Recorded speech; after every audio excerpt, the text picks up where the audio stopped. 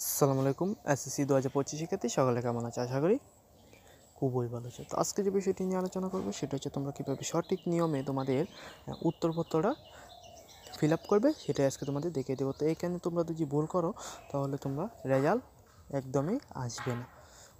তো তোমাদের উত্তরপত্রটা সঠিকভাবে ফিল আপ করতে হবে এবং সঠিকভাবে কীভাবে ফিল আপ করবে সেটাই তোমাদের আজকে দেখিয়ে দেবো। তো যেহেতু তুমি এসএসসি শিক্ষার্থী, তো তোমাদের প্রথমে কি করতে হবে আমি দেখিয়ে দিচ্ছি। তোমরা প্রথমে এই যে 201 লেখা না, এখানে তোমরা যদি 2025 শিক্ষার্থী তোমরা এখানে শুধু 5 বর্ড করে দিবা, তাহলেই হয়ে যাবে। তো এই গেল একটা বিষয়। আর তোমাদের এখানে যেহেতু এখানে 3টা স্টেপ আছে, তো 3টা স্টেপের মধ্যে তোমাদের প্রথম স্টেপটাই তোমরা ফিল আপ করবা। এই বক্সের মধ্যে কোনো দাগ দেওয়া যাবে না, তোমরা শুধু প্রথম স্টেপটাই পূরণ করবে এবং দ্বিতীয় এবং তৃতীয় স্টেপটা এটা হচ্ছে শিক্ষকদের কাজ। তো তাহলে তোমরা প্রথমে যে পরীক্ষার জায়গা তোমরা যেহেতু এসএসসি, তো তোমরা এখানে এই গোল মার্কটা বোল্ড করে দিবা কালো কালি বল পেন দিয়ে।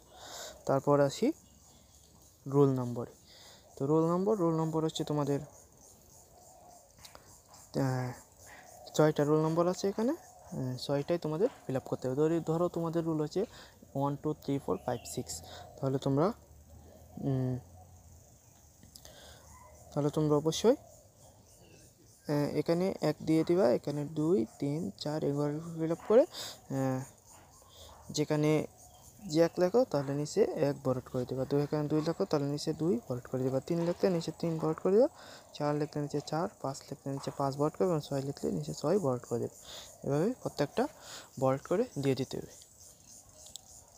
তো এই গেল। এখন আসি রেজিস্ট্রেশন নম্বর হচ্ছে 10টা রেজিস্ট্রেশন নম্বর। 10টা রেজিস্ট্রেশন নম্বরের মধ্যে তোমাদের 10টা ফিল আপ করে নিচে বর্ড করে দিয়ে দিতে হবে। তো যেহেতু তোমরা উপরে তো যে রেজিস্টার নম্বর তোমাদের প্রথমে 10 হয়, তাহলে প্রথমে 1 0 দিয়ে নিচে 1 কোথায় আছে এবং 0 উপরে আছে, এভাবে ফিল আপ করে দেবে। আশা করি তোমরা রেজিস্ট্রেশন এবং রোল নম্বর বুঝতে পেরেছ। তো এখন আসি তোমাদের বিষয়কর।